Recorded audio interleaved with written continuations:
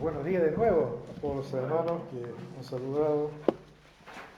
Bueno, con los testimonios que yo escuché, yo creo que ya es suficiente los sermones, yo creo que está todo dicho. Ya salimos edificados con lo que hemos escuchado. Eh, Hay varias cositas de los testimonios que escuché que sonaron, me sonaron fuerte. Primero, oración. Se pidió oración, hermanos, oremos, oremos, oremos, no dejemos de orar. Y casualmente, dentro de las lecturas que yo tenía estos días, porque estaba pensando un poquito lo que podía traerles, se me cruzaron algunas lecturas relacionadas precisamente con la oración. Bueno, y ahí hay un pensamiento que leí, a lo mejor muy conocido por todos, que dice así que Dios se mueve al compás de las oraciones de sus hijos. Es decir, Dios no hace nada, atención, Dios no hace absolutamente nada ni se mueve en nada si no hay de por medio oración. Y me estaba acordando de un texto bíblico relacionado con el Señor Jesús que dice, pídeme y te daré por herencia a las naciones. Es decir, te voy a dar por herencia a las naciones, pero me lo tienes que pedir. Es decir, tenemos un Dios que responde a la oración. Si nosotros queremos que la obra avance, tenemos que orar.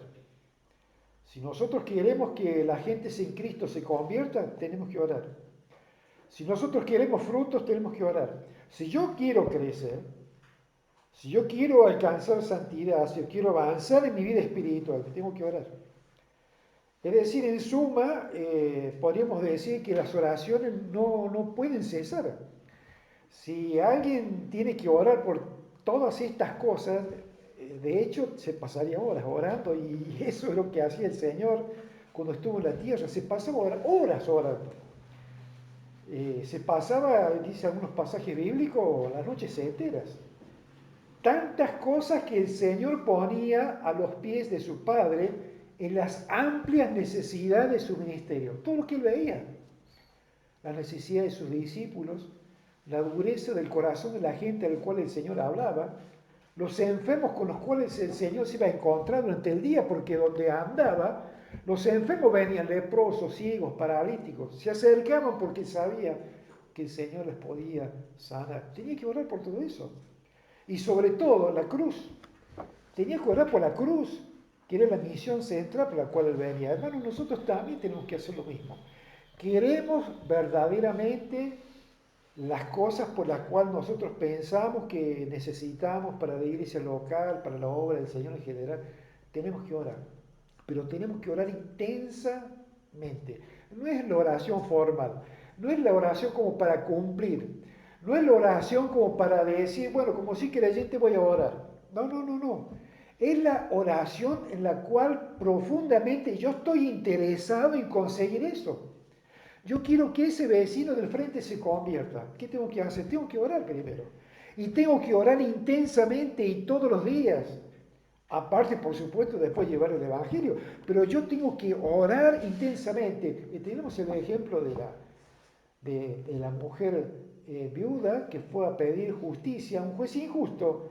Y bueno, y el ejemplo que pone el Señor es la puerta que esa mujer golpeaba y golpeaba y golpeaba insistentemente para recibir justicia. Así deben ser nuestras oraciones. Insistentes, constantes. Si no hay ese tipo de oraciones, hermano, no nos olvidemos porque nada de esas cosas que nosotros pensamos o queremos recibir, lo vamos a recibir de verdad. Bueno, y lo otro que escuché acá de nuestro hermano, que bueno, se dio que encontrarse casualmente, que no fue casualidad, con un oftalmólogo. Bueno, me acordaba de un pasaje bíblico. Reconócelo al Señor en todos tus caminos, confía en Él y Él hará. Reconócelo en todos tus caminos. Ando por la calle, Él tiene que andar conmigo. No tengo que olvidarme de que yo no estoy solo, ¿eh? No estoy solo, porque el Señor ha prometido acompañarme siempre, todos los días, hasta el fin del mundo. No nos olvidemos, no estamos solos, contemos con Él. Bueno, y el último, esta hermana por allí que se dio todo el sermón para hoy, dijo algo así, muy importante porque tiene que ver con lo que vamos a tratar de hablar. Bueno, hablando del tiempo, ¿hasta qué hora me dio, son las 10:10. Vamos a aprovechar el fútbol, no te das problema. 10:30, hasta las 10:30. Dijo algo importante los temas. Tenemos que venir a la casa de Dios. Allí recibimos consejo, recibimos enseñanza. Dijo así, para tomar buenas decisiones. Y ahí está el tema. Ahí está el tema. Tomar buenas decisiones. Y el tema tiene que ver con un tema que hace ya bastantes meses que vengo, digamos, analizando, estudiando, porque es un tema amplísimo que no va a dar las horas del tiempo para poder ubicarse y poder estudiar, lo que tiene que ver con la sabiduría. Hace unos cuantos domingos me tocó también de estas casualidades que no son casuales. En mi iglesia un hermano me dio ese tema para poder abordarlo en la iglesia 24. Bueno, yo lo quiero hacer un poquito ya como estoy un poco afilado con eso. Y para eso voy a usar, si se quiere, una ilustración que encontramos en el libro de Eclesiastés en el capítulo 9. Libro de Eclesiastés, uno de los tantos libros del Antiguo Testamento muy poco leídos. Y quiero una vez más recordarle de que toda la escritura es inspirada por Dios. No solamente el Nuevo Testamento, no solamente el Nuevo Testamento. Toda la escritura, desde el Génesis hasta por el Apocalipsis, está escrita por la mano de Dios. Hay hombres, por supuesto, que allí intervienen con su carácter, con sus personalidades, con sus dificultades, con sus problemas, con sus pruebas, en las cuales se nota allí la tensión de sus vidas, pero la verdad de que ellos escribían es la verdad de Dios. Era lo que Dios había puesto en sus corazones y sus mentes que escribieran. El libro de Eclesiastés es un libro que, como el Nuevo Testamento, también es escrito por Dios y está allí para que lo leamos, para que lo estudiemos y para que investiguemos, indaguemos y seamos llenos del conocimiento de la voluntad de Dios. Capítulo 9, libro de Eclesiastés. Ahí vamos a encontrar una pequeña historia, un relato curioso, pero muy interesante. 9, Eclesiastés 9, a partir del verso 13, dice así el escritor de Eclesiastés, que supuestamente es Salomón.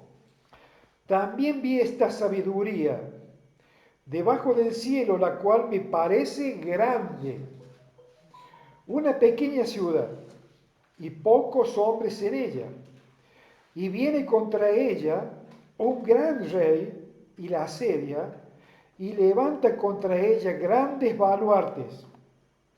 Y se halla en ella un hombre pobre, sabio, el cual libra a la ciudad con su sabiduría. Y nadie se acordaba de aquel hombre pobre. Entonces dije yo, mejor es la sabiduría que la fuerza, aunque la ciencia del pobre sea menoscabada y no sean escuchadas sus palabras. Las palabras del sabio, escuchadas sin quietud, son mejores que el clamor del necio, del Señor entre los necios. Mejor es la sabiduría que las armas de guerra, pero un pecador destruye mucho bien. No sé si alguien leyó alguna vez este pequeño relato. Un relato muy, muy interesante, pero aquí Eclesiastés es un libro en el cual existen muchos debates sobre quién realmente es el autor, porque si bien aquí al comenzar dice que él se hace llamar a sí mismo el predicador y dice que es hijo de David, rey de Jerusalén. Entonces, claro, todo desemboca en la idea de que realmente el autor aquí es Salomón. Aparte, Salomón fue un hombre en el cual tuvo una obsesión especial por la sabiduría. Eso lo vemos en Proverbios. Proverbios es escrito por Salomón. Pero cuando Salomón escribe Proverbios, podemos ver allí cómo Salomón intensamente busca que sus lectores busquen sabiduría. Insiste en la sabiduría como un bien, insiste en la sabiduría como una virtud fundamental en la vida del ser humano sobre la tierra. Un ser humano sobre la tierra, si no tiene su sabiduría, es una vida descarriada, es una vida perdida, es una vida que va a tomar, como dijimos recién, malas decisiones. ¿Ah? Pero el que tiene sabiduría va a tomar buenas decisiones. Ahora, la pregunta es la siguiente: ¿qué es la sabiduría? ¿Cómo la podemos definir? ¿Cuál es el concepto nuestro de sabiduría? Antes que todo tenemos que recordar que la sabiduría era algo que precisamente en la antigüedad, en este tiempo, era muy valorada. ¿Ah? Muy valorada. De hecho, aquellos hombres que eran mirados o caratulados como sabios, bueno, eran convocados a puestos relevantes dentro del pueblo. Los llamados ancianos, que eran ese grupo de hombres que eran colocados como jueces, eran precisamente los sabios del pueblo. Eran hombres de Dios reconocidos como sabios y recibían el nombre de ancianos, no en realidad porque eran hombres viejos, sino recibían ese nombre de ancianos por la experiencia que tenían en sus vidas. La experiencia en sus vidas les daba conocimiento y les daba la virtud de poder aconsejar precisamente con sabiduría de todo lo que los años de su vida habían aprendido. Entonces ocupaban ese lugar, el lugar de jueces, los ancianos de su pueblo. De allí deriva esa palabra anciano que se traslada después al Nuevo Testamento para hablar de las autoridades de la iglesia. Ustedes saben que el Nuevo Testamento habla de ancianos. En realidad esa palabra es acá del Antiguo Testamento. Son las autoridades y que se supone que los ancianos son las personas sabias que debe tener la iglesia y que se encargan precisamente que a través de su conocimiento, experiencia y sabiduría de poder dirigirla, guiarla y administrarla. Una palabra muy importante del Nuevo Testamento que también les comento, que lamentablemente estos tiempos modernos que por lo moderno intentan en su revolución moderna cambiar todas las cosas, y entre ellas está el de modificar las escrituras, porque tenemos versiones modernas que tienen la buena intención de aplicar un lenguaje español actualizado, que está muy bien que se actualice el idioma, pero hay algunas que se pasan un poco de la raya y modifican algunas cosas que no deberían modificar. La Biblia del lenguaje actual, por ejemplo, ha eliminado la palabra anciano del Nuevo Testamento y lo ha reemplazado por la palabra líder, que si me permite les digo que no es lo mismo, ¿eh? No es lo mismo. Comentando lo que estamos diciendo acá, lo que es un anciano, lo que representa un anciano y lo que significa un anciano no puede ser reemplazado por un término tan actual como puede ser un líder. Es alguien con experiencia, es alguien que realmente tiene sabiduría. ¿Qué es la sabiduría? Estamos diciendo recién. Bueno, a veces confundimos la sabiduría con muchas cosas, como por ejemplo inteligencia. ¿Eh? Una persona dotada con una facultad que en realidad es natural. La inteligencia es natural. Hay personas que nacen con inteligencia. ¿Han conocido ustedes niños prodigios? Yo conocí a algunos. Son esos chicos que aprenden todo y saben todo de un... Apenas la maestra enseña algo, ya no le hace falta que le explique más nada. Yo no era así. Yo necesitaba que la maestra me repitiera, ¿cómo es esto? Pero estaba el bocho, sentado allá adelante, que tenía esa facultad ya de nacimiento de poder aprender con rapidez, de poder procesar los datos y la información en su mente y en su cerebro. Es el coeficiente intelectual, tan conocido coeficiente intelectual, del cual se dice que Albert Einstein tenía uno de los coeficientes intelectuales más altos que hubo en el mundo. Es decir, es la capacidad natural de aprender. La capacidad natural de aprender. Bueno, si bien es cierto, tiene algo que ver con la sabiduría, no es sabiduría. De hecho, si ustedes saben, no sé, creo que sabrán, era un escéptico, un ateo, no creía en Dios. Y era un hombre con un coeficiente intelectual fabuloso, pero no tuvo la suficiente sabiduría para darse cuenta de que había un Dios creador de todas las cosas.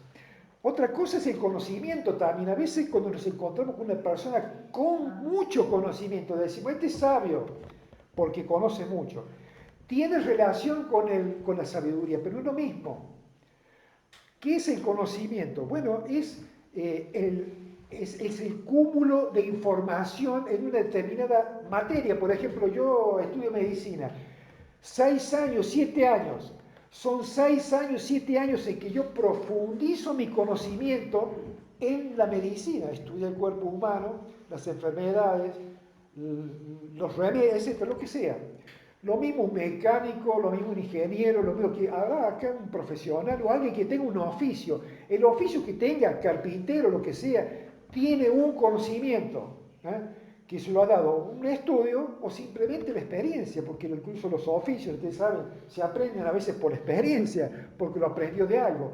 Tiene conocimiento, pero eso no quiere decir que sea eso sabiduría. ¿Qué es sabiduría? ¿Qué es sabiduría? Bueno, esto yo lo extraje de Santiago en el capítulo 3. Lo quiero leer porque ahí es muy importante, porque Santiago precisamente habla de la sabiduría y lo hace de una manera muy práctica, clara y directa. Capítulo 3, verso 13, Santiago 3:13 dice, ¿quién es sabio y entendido entre vosotros?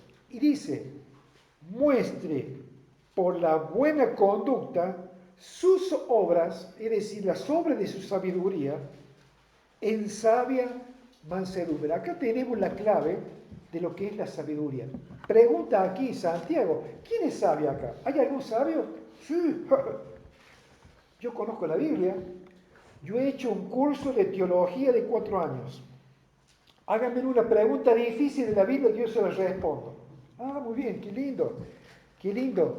Tenés sabiduría, tenés conocimiento de las Escrituras. Muy bien, ahora sabés qué tenés que hacer. Tenés que mostrar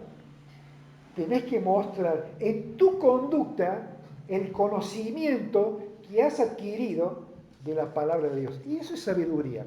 Sabiduría tiene que ver con la acción.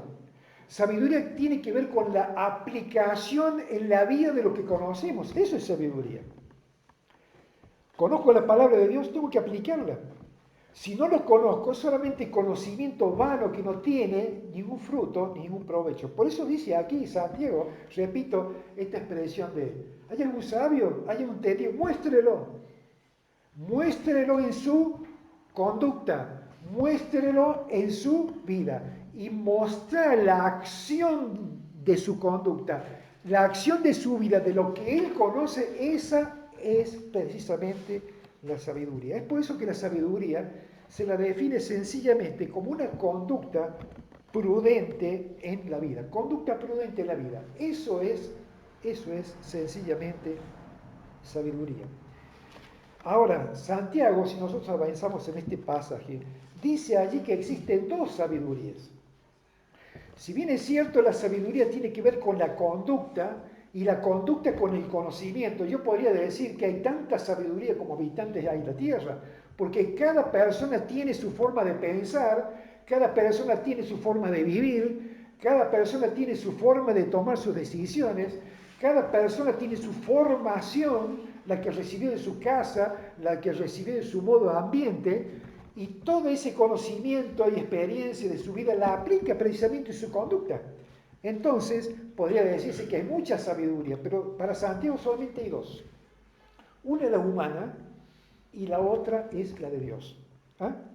Una es la humana, la otra es de Dios.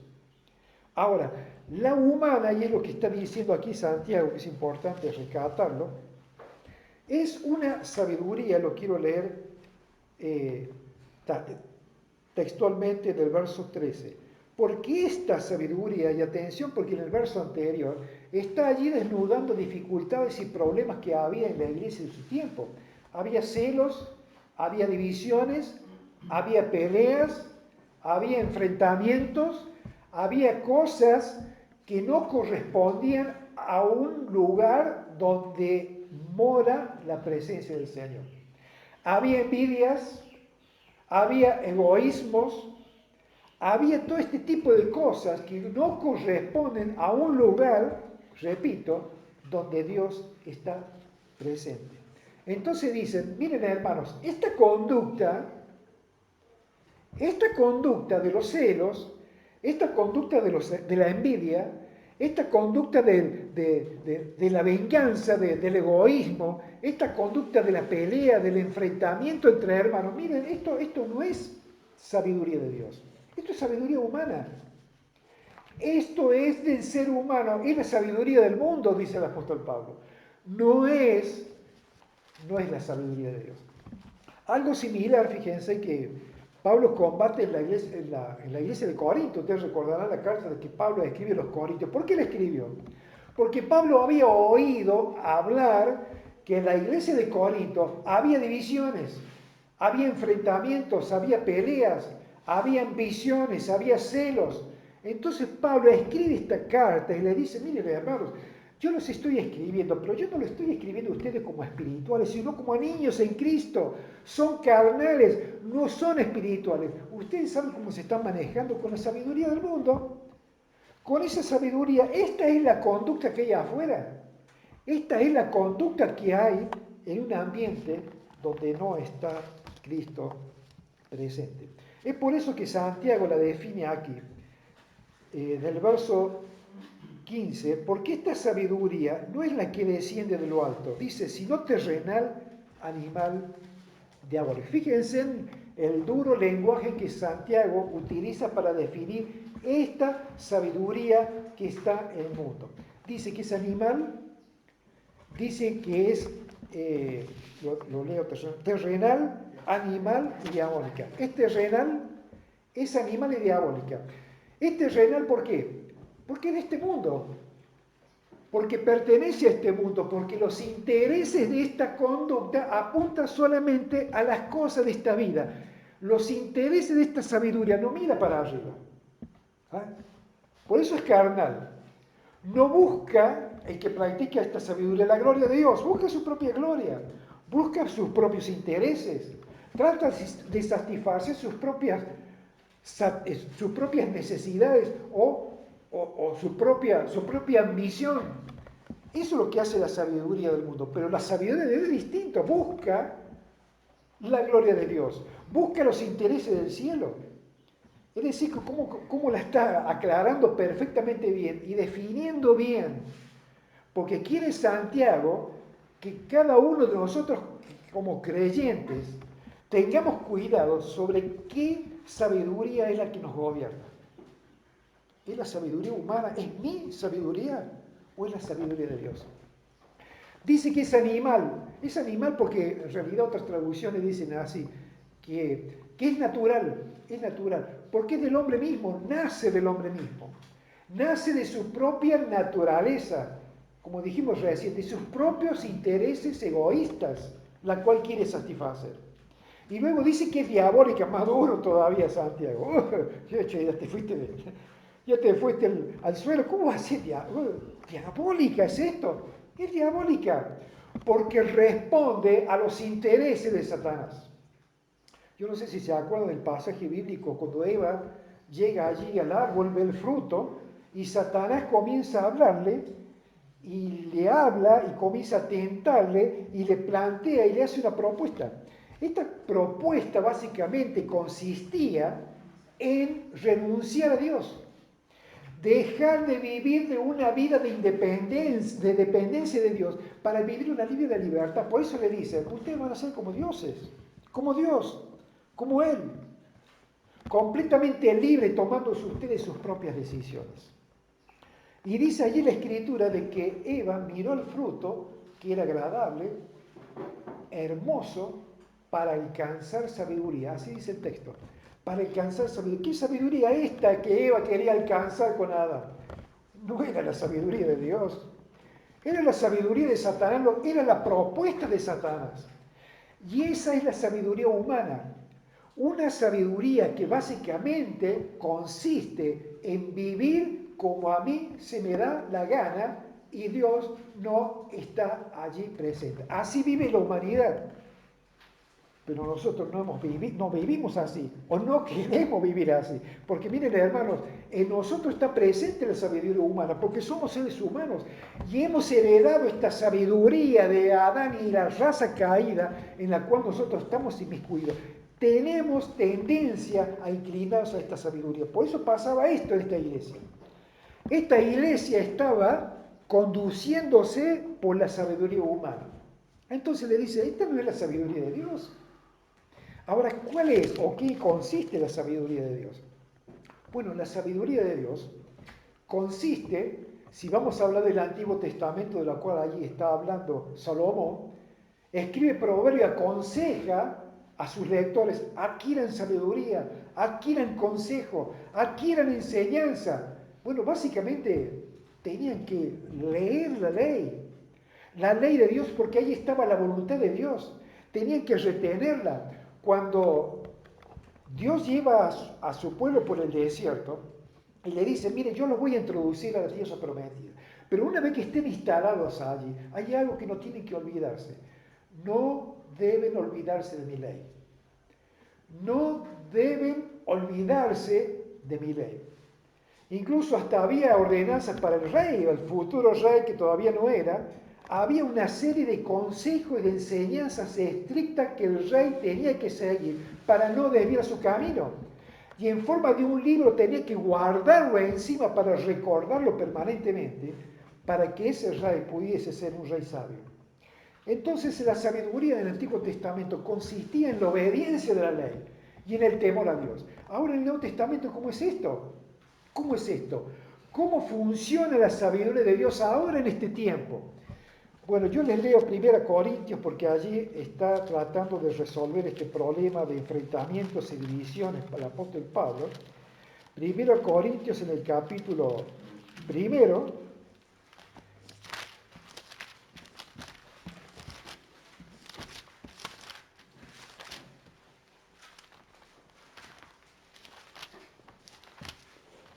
Aborda este tema del problema de divisiones tremendo que estaba sucediendo en la iglesia de Corinto, capítulo 1, dice el verso 24, capítulo 1, verso 24, mas para los llamados, así judíos como griegos, Cristo, poder de Dios y sabiduría de Dios. ¿Cuál es la sabiduría que nosotros tenemos que adquirir? El Señor Jesús es nuestra sabiduría. Verso 30. Mas por Él, por Dios, estáis vosotros en Cristo Jesús, el cual sido hecho por Dios sabiduría, justificación, santificación, redención. El Señor Jesús es muchas cosas para nosotros importantes, pero entre ellas dice es sabiduría. Cristo es nuestra sabiduría. Capítulo 2 de este mismo libro, verso 18. Porque ¿quién conoció la mente del Señor? ¿Quién le instruirá? Mas nosotros tenemos la mente de Cristo. Es decir, entonces que la sabiduría para nosotros no es un libro que tenemos que leer, es Cristo quien tiene que gobernar nuestras vidas. Cuando el Señor Jesús gobierna nuestras vidas, hermanos, no hace falta pensarlo mucho, vamos a andar en sabiduría. No nos vamos a equivocar, no le vamos a errar en nuestras decisiones, porque no van a ser nuestras decisiones, va a ser las decisiones del Señor, no es nuestra conducta, es la conducta de Cristo en nuestras vidas. Para eso tenemos el Espíritu Santo, es el recurso poderoso en nuestras vidas. Tenemos que ser guiados y gobernados por Cristo en nuestra vida. Pablo decía, para mí vivir es Cristo. ¿Y qué quiere decir esto? Vivir a Cristo, vivirlo en mi vida. Hacer que verdaderamente Él sea el Señor. Y Él mismo se dijo así, el Señor Jesús, ¿por qué me decís Señor, Señor? Y no hagas lo que yo digo. Si Él es nuestro Señor con ese mayúscula, quiere decir que es nuestro dueño, es nuestro jefe, es nuestro comandante. Nosotros estamos para hacer su voluntad. ¿Ah? Entonces, si hay una disposición a obedecerle, si hay una disposición a someternos a su voluntad, nuestra conducta va a ser conforme a lo que Él pide de nuestras vidas. Ahora, teniendo en cuenta entonces estos ejemplos, volvamos a esta historia tan especial que que Salomón destaca, porque dice aquí esta historia, que él vio esta sabiduría que es muy grande, muy grande. ¿Cuál es esta sabiduría? Bueno, él vio que había una ciudad pequeña y que había sido asediada por un gran ejército comandado por un poderoso rey. Esta ciudad, como no tenía ejército, no tenía forma de defenderse, no podía hacer absolutamente nada, nada. Estaba prácticamente al borde de la destrucción.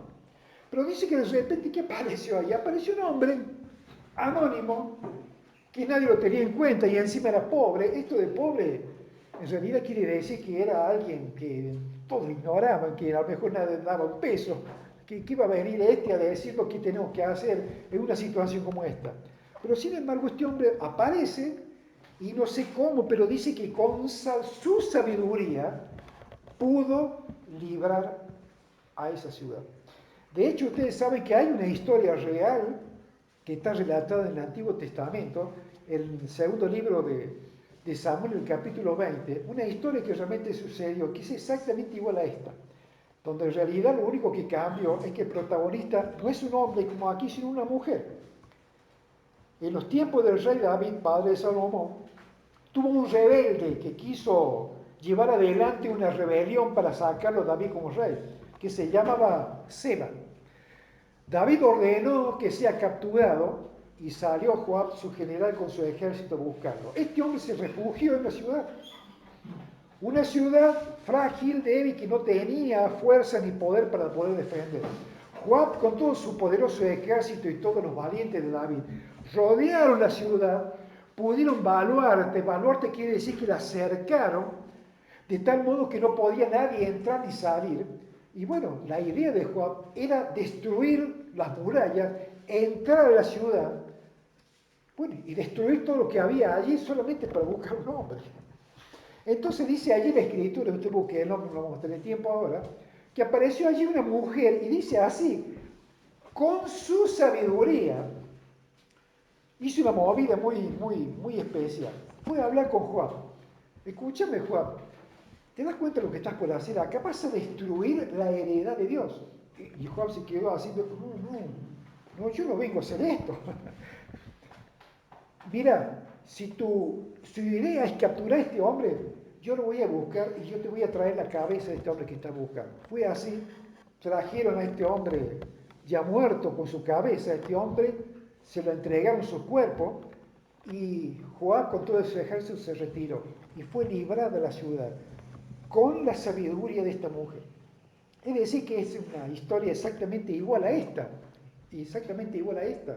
pero lo que valora aquí Salomón es la sabiduría, es cómo actuó, cómo se movió, cómo buscó la forma y la manera de poder librar a una ciudad. Por eso es que más adelante elogia la sabiduría y dice, la sabiduría con esto demuestra que es mejor que las armas de guerra. Es más poderosa que los misiles, es más poderosa que todos los ejércitos. La sabiduría puede hacer grandes cosas. Esta historia que yo leía acá, yo simbólicamente lo represento con la historia del Señor Jesús. Esta historia puede representar el mundo, cercado por el gran enemigo que es Satanás, que tiene condenada a la humanidad y no tiene salida y nada puede hacer. Está impotente. Pero aquí que aparece allí en medio de la escena, alguien humilde, alguien pobre, pero con sabiduría. Este es el Señor Jesús. Porque con su sabiduría, porque Él es la sabiduría, a través de una acción, una obra que fue su sacrificio, su muerte en el Calvario, ha podido librar a los pecadores de la condenación eterna a la cual estábamos sometidos. Y el enemigo poderoso nos tenía esclavizados y no nos íbamos a poder librar jamás. Esta es la persona humilde, es la persona, y lo describe muy bien, porque dice, y nadie lo tenía en cuenta. Y de hecho hasta el día de hoy, nadie lo tiene en cuenta. Y no se dan cuenta que en el Señor Jesucristo están todos los tesoros del conocimiento y de la verdad. Queremos sacar esta nación adelante. Ahí está, no sé cuántos gobiernos he visto yo que están luchando para sacar el país adelante. Y pareciera que cuanto más lucha, más se hunde. Y yo siempre pienso, qué maravilloso sería si este gobierno, o el que venga, fuese un gobierno de cristianos o creyentes, hijos de Dios. Qué distinto sería. Porque serían hombres temerosos de Dios, que clamarían y rogarían por su gobierno. Pedirían por sabiduría para conducirlo, para manejarlo y encontrar todas las soluciones. Y el país se levantaría. Porque habría sabiduría de Dios en ese lugar. Pero como en lugar de sabiduría hay necedad humana, ustedes están viendo lo que pasa en el gobierno. ¿Qué hay? Pasiones, envidias, ambiciones, anhelos de poder. Y estos se están chocando uno con otro y el presidente voy a ser yo, no, vos, no, va a venir.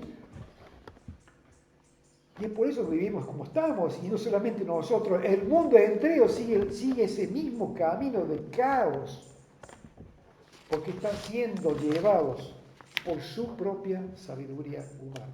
Ahora el desafío nuestro en esta mañana es esto, lo que quiero dejar. ¿Qué sabiduría es la que nos va a gobernar? Desechemos toda sabiduría humana, todas estas pasiones que le pertenecen al mundo, que gobiernan las conductas del mundo, que traen divisiones, que enfrentamientos, peleas entre los hermanos, que lo hemos visto en tantas iglesias, yo lo he visto, yo lo he vivido. Y es tristísimo, muy triste. Hermanos que se pelean por el gobierno de la iglesia, lo he visto. La obra es mía, lo escuché, ¿eh? La obra es mía. Yo acá llegué primero. Ah, no, pero yo soy el anciano acá, el Señor me ha puesto. Y ahí está el enfrentamiento. Hermanos que no se hablan. Esto es sabiduría humana. La sabiduría de Dios, y como concluye, ustedes pueden leer allí más adelante con Santiago, invita a la paz, a la armonía y a la unidad en el vínculo del amor. Esta es la sabiduría que nos tiene que gobernar. Cristo viviendo nuestras vidas, gobernando nuestras vidas. No vamos a errar y vamos a tomar, como dijo esta hermana, buenas decisiones. Pero antes, por supuesto, tenemos que tener a Cristo. Es por eso que si hay alguien que aún no es de Cristo, tenga esta sabiduría maravillosa que es el Señor Jesús. Acéptelo en su vida. Acéptelo como Señor, como Salvador, que Él gobierne los caminos de su vida. No se va a equivocar. Y no solamente no se va a equivocar en esta vida, sino que le va a abrir el camino y la puerta del cielo para entrar en la eternidad y disfrutar de ese lugar celestial que no merecemos, pero que Cristo ha ganado para nosotros. Que el Señor los bendiga en esta mañana. Muchas gracias.